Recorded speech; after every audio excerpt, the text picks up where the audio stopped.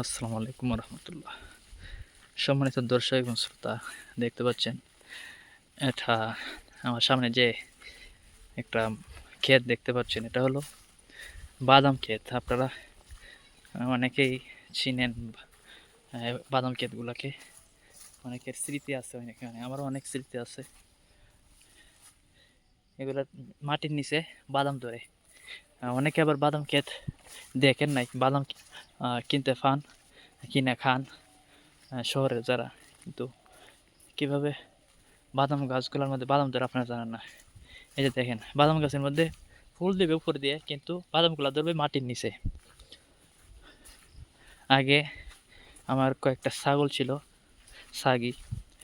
এগুলা এগুলার ভিতরে, ক্ষেতের ভিতরে ছেড়ে দিতাম, আর এগুলা খাইয়া পেট ভরে আসতো। তো আজকে এই কথাগুলো মনে হয়ে গেল ছোটোবেলায়। এইটা ইন্ডিয়া। হ্যাঁ, আমার সামনে যে অংশটা, এটা ইন্ডিয়া। আর এখন আমি বাংলাদেশে আছি। আলহামদুলিল্লাহ, অনেক সুন্দর দৃশ্য আপনাদেরকে দেখানোর চেষ্টা করতেছি। আশা করি আপনারা আমাদের চ্যানেলের সাথে থাকবেন, আমাদেরকে সাপোর্ট দিবেন, আর নতুন নতুন ভিডিও পেতে আপনারা আমাদেরকে উৎসাহ করবেন।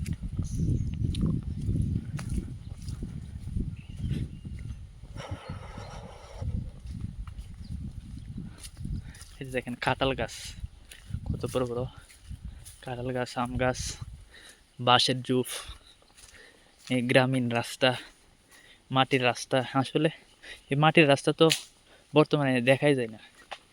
এই যে পেক কাদার একটা রাস্তা। এই রাস্তাগুলো আসলে কোনো এক সময় অনেক মানুষ, এমনকি আমরাও অনেক মিস করবো। দেখা যাবে এই রাস্তাগুলো ফাঁকা হয়ে গেছে, যদিও এগুলা এই হাঁটার অবস্থান নাই, হাঁটার মতো অবস্থান নাই। তারপরেও এটা একটা গ্রামের ঐতিহ্য এবং অনেক স্মৃতি বহন করে এই রাস্তাগুলো। যাই হোক, আপনাদেরকে ভিডিওটা দেখার জন্য অনেক ধন্যবাদ। আর গ্রামে এরকমই রাস্তা, পাশে সিমেন্ট, ফাঁকা রাস্তা আছে। আর এটা তো ভারতের সাইড, ইন্ডিয়ার সাইডে, বাংলাদেশের লাস্ট সীমা, বাংলাদেশের শেষ বাড়ি। দেখেন, আমি আপনাদেরকে দেখাই, এই যে বাউন্ডারি, এই সাইডে আর বাড়ি নাই।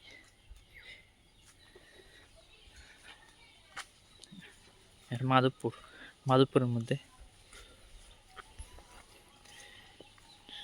এই যে দেখেন গ্রামের রাস্তাগুলো অসাধারণ।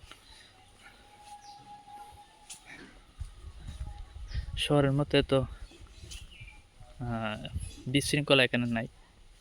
শহরে তো শান্তি পাওয়া যায় না, গাড়ির শব্দ, কত শব্দ। আর এখানে কত নীরব, শুধু পাখির শব্দ আর বিভিন্ন সুন্দর সুন্দর একটা শব্দ আসে, যেগুলো প্রাণ জুড়িয়ে দেয় আমাদের। মাশাল্লাহ। ঠিক আছে, আপনারা আমাদের সাথে থাকবেন। এই দেখেন গ্রামের মাটির ঘর, টিনের ঘর, দালান ঘরও আছে, কিন্তু এগুলা এই বাঙালিদের ঐতিহ্য। আগে তো পাকা ঘর ছিল না।